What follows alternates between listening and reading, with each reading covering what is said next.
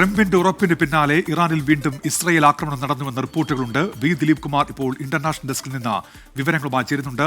ദിലീപ് കുമാർ, എന്തൊക്കെയാണ് ഈ പുതിയ വിവരങ്ങൾ? ഡോക്ടർ ഉന്മേഷ്, ശക്തമായ ഭാഷയിലാണ് അമേരിക്കൻ പ്രസിഡന്റ് ഡൊണാൾഡ് ട്രംപ് ഇസ്രായേലിനെ വിമർശിച്ചത്.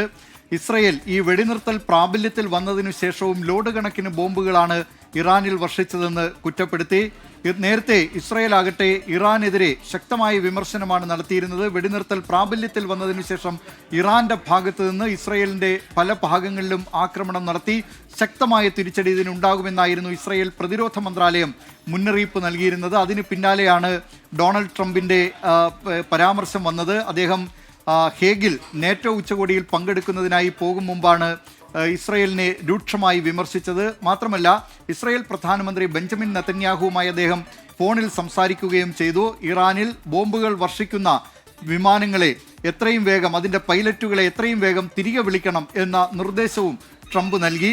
ഈ വെടിനിർത്തൽ പ്രാബല്യത്തിൽ കൊണ്ടുവരുന്നതിന് കഴിഞ്ഞ ദിവസം ഡൊണാൾഡ് ട്രംപ് വലിയ പരിശ്രമമാണ് നടത്തിയിരുന്നത്.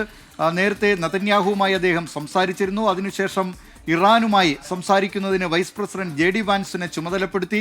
ഖത്തർ അമീറിനെ കൊണ്ടും ഈ വിഷയത്തിൽ ഇടപെടിച്ചു. പിന്നീട് ഖത്തർ പ്രധാനമന്ത്രി നടത്തിയ ചില ഇടപെടലുകൾ, ഇറാൻ ഭരണകൂടവുമായി സംസാരിച്ച് ധാരണയിലേക്ക് എത്തുക, അങ്ങനെയാണ് ഈ വെടിനിർത്തൽ പ്രാബല്യത്തിലേക്ക് വരുന്നത്. രാവിലെ 9:30 ഇറാന്റെ ഭാഗത്തു നിന്നുള്ള പ്രഖ്യാപനം വെടിനിർത്തൽ പ്രാബല്യത്തിൽ വന്നു എന്ന നിലയിൽ വന്നത്.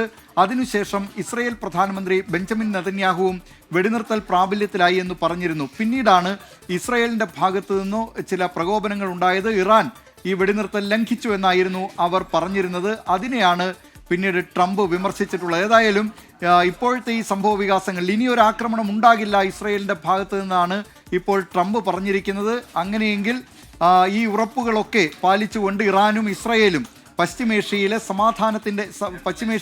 സമാധാനത്തിന്റെ പാതയിലേക്ക് കൊണ്ടുവരുമോ എന്നാണ് ഇനി കാത്തിരുന്ന് കാണേണ്ടത്. ഉന്മേഷ്.